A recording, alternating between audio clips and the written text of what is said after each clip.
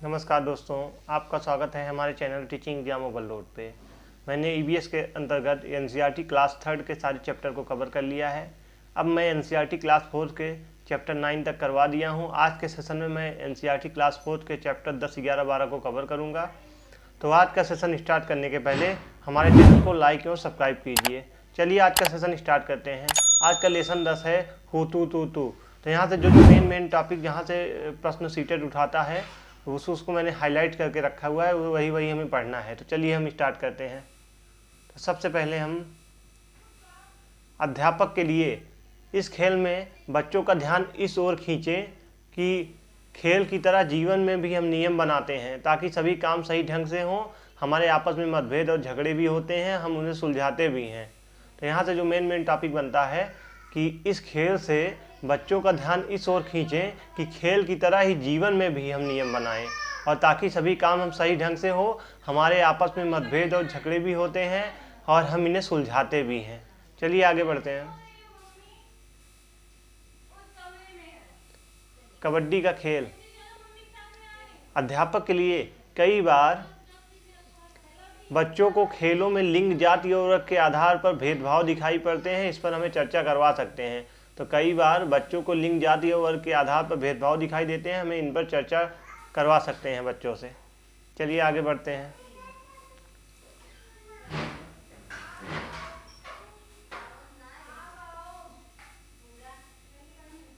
अध्यापक के लिए बॉक्स में दिया गया यह क्रियाकलाप किसी बड़े या शिक्षक की निगरानी में ही करना चाहिए। तो बॉक्स में दिया गया क्रियाकलाप बच्चे बड़े या शिक्षक की निगरानी में करना चाहिए। जैसे क्रियाकलाप कबड्डी में सामसला के बीच को लाइन छूने से आउट हो गए, तब ऐसे कौन कौन से खेल हैं जिसमें बीच में लाइन का महत्व होता है। ऐसे कौन से खेल हैं जिसमें खिलाड़ी के अलावा रंगों या चीज़ों को छूते हैं। तो इन सभी के बारे में हमें एक टीचर के सामने करना चाहिए या क्रियाकलाप में बड़े शिक्षक की निगरानी में हमें इस कार्य को करना चाहिए। चलिए आगे बढ़ते हैं। क्या तुम्हारे यहाँ लड़कियाँ कबड्डी या कोई और बाहर का खेल खेलने जाती हैं? कुछ लड़कियां नहीं खेलती हैं। वह क्यों नहीं खेलती? इन्हें इस पर हमें बच्चों को चर्चा करना चाहिए। चलिए आगे बढ़ते हैं। करडम मल्लेश्वरी। करडम मल्लेश्वरी, क्या तुमने अखबार में इनके बारे में पढ़ा है? करडम मल्लेश्वरी एक वेट लिफ्टर थी। ये आंध्र प्रदेश की रहने वाली थी। इनके पापा पुलिस में हवलदार थे। जब ये 12 साल की थी तभी से वजन उठाने का अभ्यास करने लगी थी। तब से एक बार में 130 किलोग्राम तक वजन उठा लेती थी। करडम ने भारत के बाहर 29 मेडल जीते और इनकी 4 बहनें भी रोज वजन उठाने का अभ्यास करती थी। तो करडम मल्लेश्वरी, क्या तुमने इनके बारे में अखबार में पढ़ा है? या एक वेट लिफ्टर थी। ये आंध्र प्रदेश की रहने वाली थी। इनके पापा पुलिस में हवलदार थे। जब ये 12 साल की थी तभी से वजन उठाने का अभ्यास करने लगी थी। अब वे एक बार में 130 किलोग्राम तक वजन उठा लेती हैं। करडम ने भारत के बाहर 29 मेडल जीते और इनकी 4 बहनें भी रोज वजन उठाने का अभ्यास करती हैं। चलिए आगे बढ़ते हैं।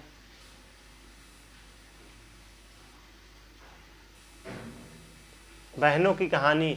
एक फोटो देखो, लगती है ना दादी नानी, पर एक आम दादी नानियों से अलग। यह फोटो है 3 बहनों की, ज्वाला, लीला और हीरा। ये मुंबई में रहती थी। ये तीनों कबड्डी खेलती थी और दूसरों को सिखाती भी थी। ज्वाला बताती हैं, जब हम छोटे थे तब लोग लड़कियों को या खेल खेलने नहीं देते थे।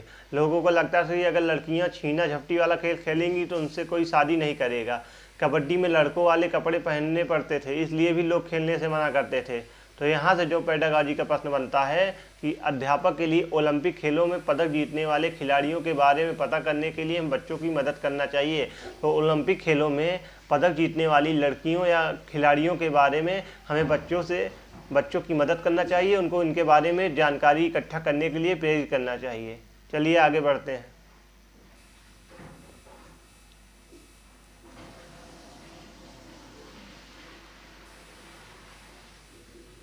अगला प्रश्न जो यहाँ से बनता है,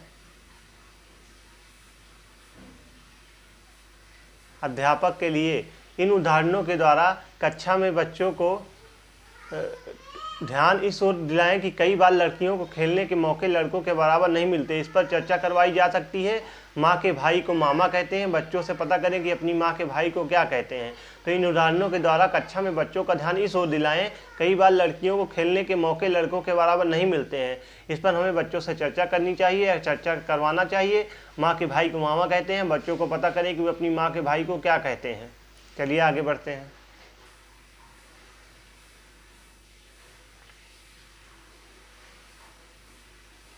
अगला लेसन है फुलवारी। तो यहाँ से जो मेन पॉइंट बनता है, उत्तराखंड में पहाड़ों के बीच एक ऐसी जगह है जहाँ फूल ही फूल होते हैं, या फूलों की घाटी कहलाती है। कहीं झाड़ियों में लगे लाल फूल नज़र आते हैं तो कहीं पत्थरों के बीच सफ़ेद फूल झांकते हुए मिलते हैं। पीले पीले फूलों के लंबे चौड़े कालीन जैसे मैदान भी हैं, और कहीं कहीं अचानक घास के छोटे छोटे तारों जैसे नीले फूल दिखाई देते हैं। तो यहाँ से जो मेन टॉपिक बनता है, फूलों की घाटी कहाँ है, तो उत्तराखंड में है, जहाँ से फूल ही फूल होते हैं। इसे फूलों की भी घाटी कहा जाता है।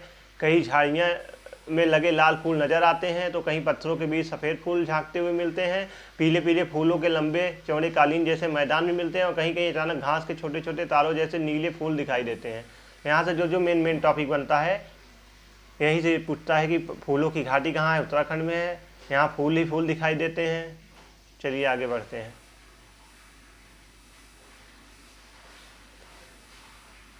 अब अगला यहाँ से बनता है, यह दिखाइए कि डिजाइन को मधुबनी कहते हैं। जो चित्र में फिगर दिखाया गया है इसे मधुबनी कहते हैं।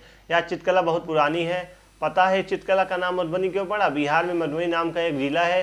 त्योहारों और खुशी के मौक़ों पर वहाँ घर की दीवारों पर और आंगन में इस तरह के चित्र बनाए जाते हैं। पीसे हुए चावल के घोल में रंग मिलाकर बनाए जाते हैं। रंग खास कर तरह के होते हैं तो मधुबनी कहते हैं। जो चित्र में फिगर दिखाया गया है इसे मधुबनी पेंटिंग कहते हैं। यहाँ से सीटेट में हर बार 2 से 3 नंबर के प्रश्न हर शिफ्ट में पूछे जाते हैं कि मधुबनी चित्रकला कहाँ की है, तो यह बिहार की है। इसका नाम मधुबनी क्यों पड़ा? तो बिहार में मधुबनी नाम का एक जिला था, इस कारण इसका नाम पड़ा। त्योहारों और खुशी के मौक़ों पर वहाँ घर की दीवारों और आंगन में इस तरह के चित्र बनाए जाते हैं। वह चित्र कैसे बनाए जाते हैं, यहाँ से भी सीटेट में प्रश्न बनता है। यह चित्र पिसे हुए चावल के घोल से रंग मिलाकर बनाए जाते हैं। रंग खास तरह के होते हैं। आगे चलिए देखते हैं। यह चित्र पीसे हुए चावल के घोल में रंग मिलाकर बनाए जाते हैं। रंग भी खास तरह के होते हैं। इन्हें बनाने के लिए नील, हल्दी, फूल, पेड़ों के रंग आदि का इस्तेमाल में लाया जाता है। चित्रों में इंसान, जानवर, पेड़, फूल, पक्षी, मछलियाँ या कई जीव जंतु साथ में बनाए जाते हैं। तो मधुबनी से यहाँ से प्रश्न सीटेट में पूछा जाता है। चलिए अब आगे बढ़ते हैं। तो पेडागॉजी का प्रश्न यहाँ से बनता है,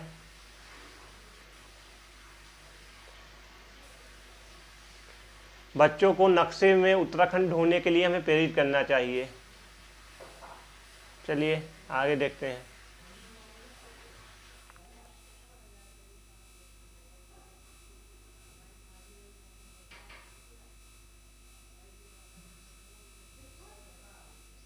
चलिए,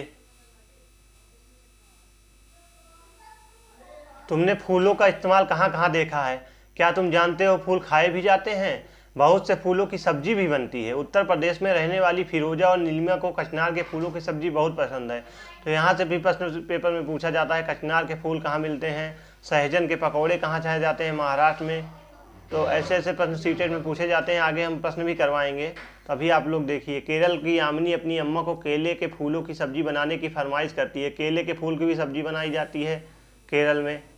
ठीक, महाराष्ट्र की ममता और उमर को सहजन के फूलों के पकौड़े बहुत पसंद हैं। तो महाराष्ट्र में सहजन और फूलों के पकौड़े खाए जाते हैं। क्या तुम्हारे घर में किसी फूल की सूखी सब्जी या सालन, तरीदार सब्जी या चटनी बनाई जाती है? ऐसा पता करो कौन से फूलों की बनाई जाती है। ऐसे में बच्चों से प्रश्न करना चाहिए। बहुत सी दवाइयों में भी फूलों का इस्तेमाल होता है। बहुत सी दवाइयों में भी फूलों का इस्तेमाल होता है। किन्हीं 2 फूलों के नाम पता करें जो दवाइयों में इस्तेमाल होते हैं। आगे देखते हैं। तुम्हारे यहाँ गुलाब जल कहाँ कहाँ इस्तेमाल होता है? दवाई में, मिठाइयों में, लस्सी में या कहीं और पता करो। कक्षा में एक दूसरे से प्रश्न पूछो। तो तुम्हारे यहाँ गुलाब जल का इस्तेमाल कैसे होता है? दवाइयों में होता है, मिठाइयों में होता है, लस्सी में या कहीं और होता है? ऐसा हमें बच्चों से प्रश्न करना चाहिए। बहुत से फूल जैसे गुलदावरी, जीनिया से रंग भी बनाए जाते हैं। इन रंगों से कपड़े भी रंगे जाते हैं। तो बहुत से फूल ऐसे होते हैं जैसे गुलदावरी, जीनिया से रंग भी बनाए जाते हैं। उन रंगों से कपड़े भी रंगे जाते हैं। चलिए आगे बढ़ते हैं। अब यहाँ से एक प्रश्न सीटेट में बनता है, दादी जी के नुस्खे से। तो तुमने दादी माँ के कुछ नुस्खे के बारे में सुना होगा जिनमें फूलों का इस्तेमाल होता है। यहाँ पर एक नुस्खा दिया गया है जिसमें गुलाब जल का इस्तेमाल किया जाता है। तो दादी माँ का नुस्खा जो है गुलाब जल और ग्लिसरीन बराबर मात्रा में मिलाकर शीशी में भर लो, इसमें कुछ बूंदे नींबू की डालो, इससे इस्तेमाल से सर्दी में त्वचा नहीं फटती है। तो यहाँ से सीटेट में प्रश्न बनता है गुलाब जल और ग्लिसरीन में और नींबू के सेवन से क्या होता है, तो सर्दी में त्वचा नहीं फटती है। तो यह प्रश्न भी आप सीटेट में बार बार पूछा जाता है, जिसको आप लोग ध्यान दीजिएगा। क्या तुमने कभी इत्र की शीशी खुलने पर खुशबू का मजा लिया है? क्या तुम जानते हो इत्र की एक छोटी सी शीशी भी बहुत सारे फूलों से बनती है? उत्तर प्रदेश का कन्नौज जिला, तो यहाँ से भी सीटेट में प्रश्न बनता है कि कन्नौज जिला किसके लिए फेमस है, तो इत्र के लिए। यह इत्र की नगरी किसे कहते हैं? कन्नौज जिला को। तो यहाँ पर पास के इलाकों से ट्रकों भरकर फूल लाए जाते हैं, फिर उनसे इत्र, गुलाब जल और केवड़ा तैयार किया जाता है। कन्नौज के इस काम में हजारों लोग लगे हुए हैं। चलिए आगे बढ़ते हैं। बच्चों को नक्शे में उत्तर प्रदेश, केरल, महाराष्ट्र ढूंढने को कहें। बच्चों को बताएं कि इत्र के फूलों का शुद्ध अर्क होता है और कहाँ कहाँ इस्तेमाल होता है। अध्यापक के लिए बनना दूल्हा, बच्चों में पूछे गए उनके इलाके में बनने को क्या कहते हैं, ऐसा प्रश्न हमें बच्चों से करना चाहिए। चलिए आगे बढ़ते हैं।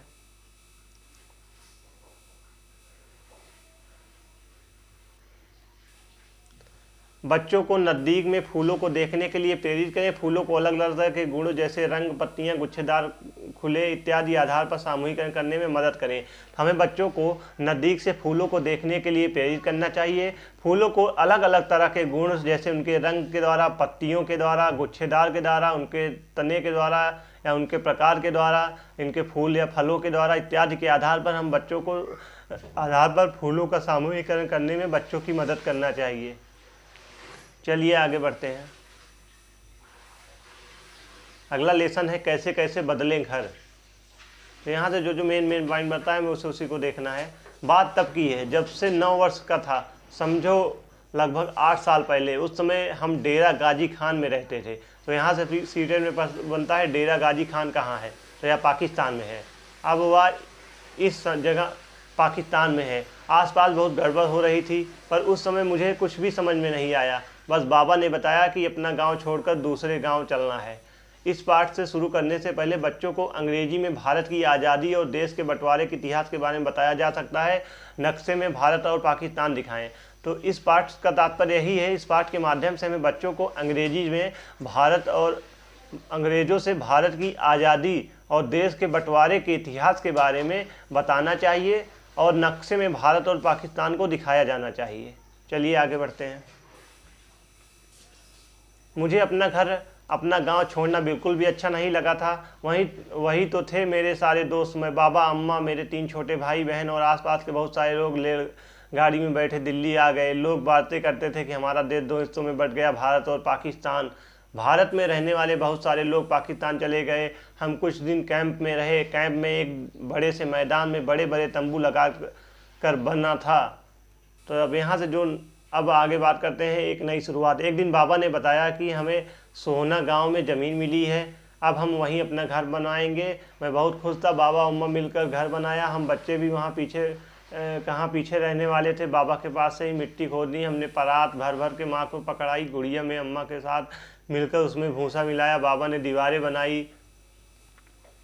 हमने आसपास के घरों में गोबर ले आए। अम्मा को उसे मिट्टी में मिलाया और ज़मीन पर लिपकाई, बिल्कुल वैसे ही जैसे पुराने घर में करती थी। अम्मा कहती हैं कि इसमें मिट्टी से कीड़ा नहीं लगता है। तो गोबर के लीपने सीटेट में यहाँ से बार बार प्रश्न बनता है, इसको आप लोग इम्पॉर्टेंट समझ लीजिएगा। गोबर से लीपने से ज़मीन में मिट्टी या कीड़ा नहीं लगता, तो आप लोग इसलिए गोबर से लिपाई की जाती है। बस अब छत बनानी रहती थी। बाबा ने लकड़ी के फट्ठे जोड़ कर फ्रेम बनाया और उसे चारों दीवारों पर टिका दिया। लकड़ी की दीमक न लग जाए इसके लिए नीम और कीकर की लकड़ियां इस फ्रेम पर बिछा दी। अम्मा ने पुरानी बोरियां इस पर बिछाकर मिट्टी से लेप कर दिया। आसपास के ज़्यादातर सभी घर ऐसे ही बने थे, पर मुझे अपना घर सबसे अच्छा लगता था। वह बिल्कुल हमारे पुराने घर जैसा था। तो चलिए अब आगे देखते हैं। तो हमें बच्चों से ऐसा प्रश्न करना चाहिए कि अपने घर में दादा दादी या उनके उम्र के किसी बड़े व्यक्ति से पता करो कि जब वह 8-9 वर्ष के थे तब वह किस जगह शहर में रहते थे, उनका घर किन किन चीज़ों से बना था, क्या उनके घर के अंदर टॉयलेट था, अगर नहीं तो कहाँ जाते थे। ऐसा प्रश्न हमें बच्चों से करना चाहिए। तो तो यहाँ से पेडागॉजी का जो मेन टॉपिक निकल के आता है, सोहना गांव हरियाणा में बच्चों को नक्शे में हरियाणा ढूंढने को कहें। उनका ध्यान इस ओर दिलाया जा सकता है कि सोहना गांव के अधिकतर घर बनाने में आसपास आसानी से मिलने वाली चीज़ें इस्तेमाल हुई हैं। आसपास मिलने वाली इन चीज़ों और उनके इस्तेमाल पर कक्षा में हमें बच्चों से चर्चा करना चाहिए। तो यहाँ से यही तात्पर्य निकलता है, सोहना गाँव जो हरियाणा में है, तो यहाँ से भी सीटेट बताता है सोहना गांव कहाँ है, तो यह हरियाणा में है। बच्चों को नक्शे में हरियाणा ढूंढने के लिए हमें मदद करना चाहिए और उनको ढूंढने के लिए प्रेरित करें। उनका ध्यान इस ओर दिलाया जा सकता है कि सोहना गांव के अधिकतर घर बनाने में हमारे आसपास की आसानी से मिलने वाली चीज़ों का इस्तेमाल हुआ है। आसपास मिलने वाली इन चीज़ों और उनके इस्तेमाल पर हमें कक्षा में बच्चों से चर्चा करना चाहिए और उन्हें ढूंढने के लिए मदद करना चाहिए, उन्हें प्रेरित करना चाहिए। चलिए आगे देखते हैं, मकान में बदलाव। तो यहाँ से जो मेन आता है, बच्चों को बड़ों से उनके समय के शौचालयों के बारे में जानने के लिए प्रेरित करना चाहिए। हम बच्चों से उनके समय के शौचालय के बारे में जानने के लिए प्रेरित करना चाहिए। बच्चों से पूछा जा सकता है कि दूसरों से टॉयलेट साफ करवाने के बारे में क्या सोचते हैं, क्या वह किसी जगह के बारे में जानते हैं जहां आज भी ऐसा होता है। हमें बच्चों से पूछा जा सकता है कि दूसरों से टॉयलेट साफ करवाने के बारे में क्या सोचते हो, क्या वह ऐसी किसी जगह के बारे में जानते हैं जहां आज भी ऐसा होता है। पेडागॉजी का प्रश्न यहीं से बन सकता है। चलिए आगे देखते हैं,